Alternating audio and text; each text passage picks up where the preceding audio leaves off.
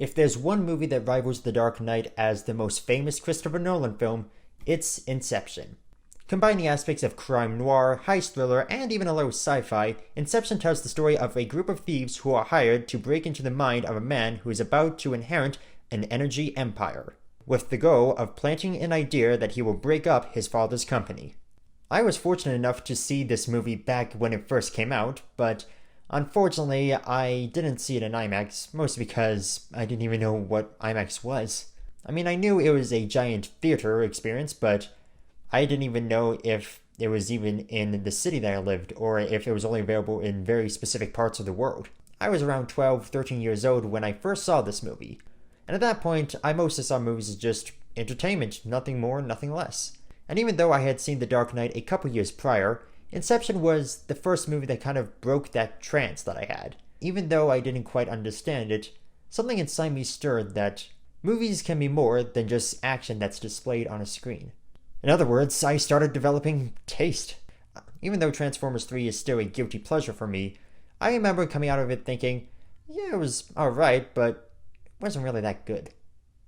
I do hope to make movies someday, and I have nurtured that passion, that interest for the past few years, but if I had to point to a movie that planted the seed of I want to make movies for a living, it would be Inception.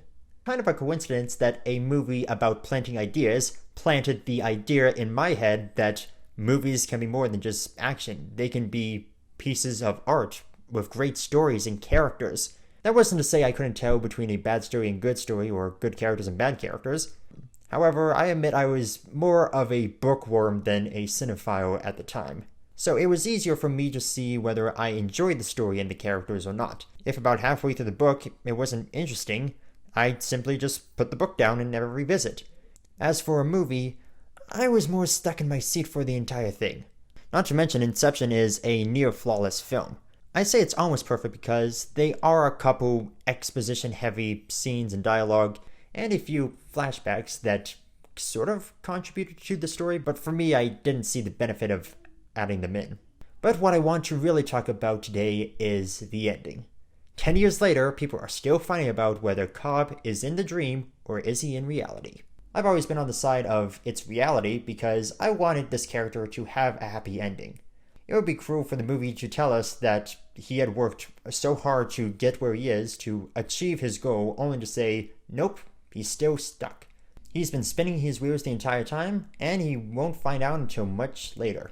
However, I think we now have some more concrete evidence that he is, in fact, in reality. Let's start with, I guess, the weakest evidence, and that's with Michael Caine. In an interview, Michael Caine said that he believed the ending was in reality because his character was never in the dream. The movie backs it up because the only scene where he's in is where he's talking to Cobb in the lecture hall, and then when he introduces him to one of his students. And the fact that you don't see him until the end kind of should be a giveaway that, yep, he's in reality. While a decent chunk of the film does go back and forth of, okay, maybe this is a dream, maybe this is reality, the fact that we see him in a scene that we know is in reality is a clue for when we see him later in the film near the end. And also, regardless of Michael Caine's testimony or not, the fact that he only appears twice in the movie should be an indicator of what's real and what's a dream. But I say this is the weakest evidence because if Michael Caine hadn't said that, we would have never known. However, there are two pieces of strong evidence that make reoccurring appearances throughout the movie. The first is his kids.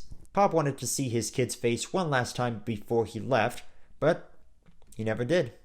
And so now he's constantly haunted by that image that he may never get to see their faces again.